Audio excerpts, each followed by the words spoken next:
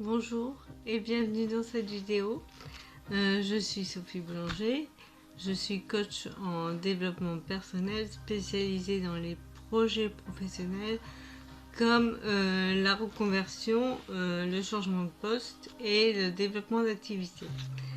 Donc aujourd'hui cette petite vidéo pour vous parler un peu de la communication, enfin ça s'adresse plutôt aux auto-entrepreneurs et aux auto-entrepreneurs du bien-être. Sur notre façon de communiquer, comment communiquer rapidement, efficacement, voilà, avoir des idées. Voilà, donc en fait, c'est un peu sur la façon de recycler nos messages. Déjà, en général, quand on commence, on a une liste de messages à passer sur ce qu'on fait, comment on le fait, pourquoi on le fait, etc.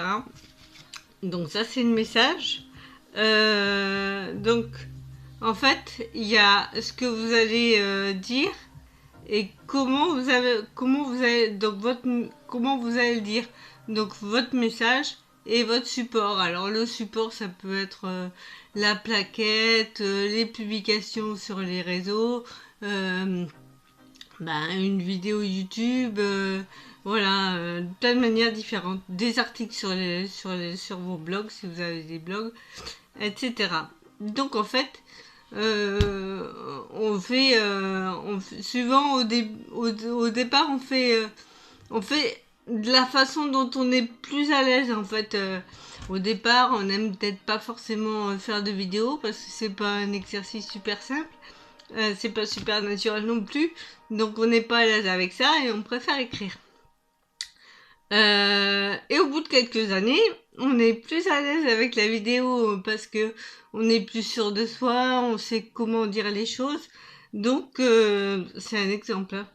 Et donc du coup, par exemple au début, si vous avez par exemple parlé de votre activité, de ce que ça peut apporter aux gens, mais par rapport à un article, cet article, vous pouvez le reprendre et le transformer en vidéo. Ça s'appelle en fait c'est un peu du recyclage.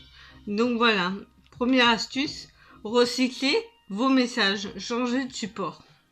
Voilà, ça permet en fait, vous dites la même chose, mais de façon différente. Et ça vous permet de tourner comme ça sur les réseaux ou autrement. Voilà, de rebalancer le message. Parce qu'en fait, on est toujours obligé de faire du marketing, de la publicité, de parler de nous, de parler de ce qu'on fait. C'est normal, voilà. Et plus on dure dans le temps, et plus il faut se focaliser là-dessus à certains moments. Donc voilà, ça c'est une première astuce. Ensuite, la deuxième astuce, c'est plutôt dans la façon de gérer cette communication. C'est-à-dire que, en fait, vous allez avoir différents temps.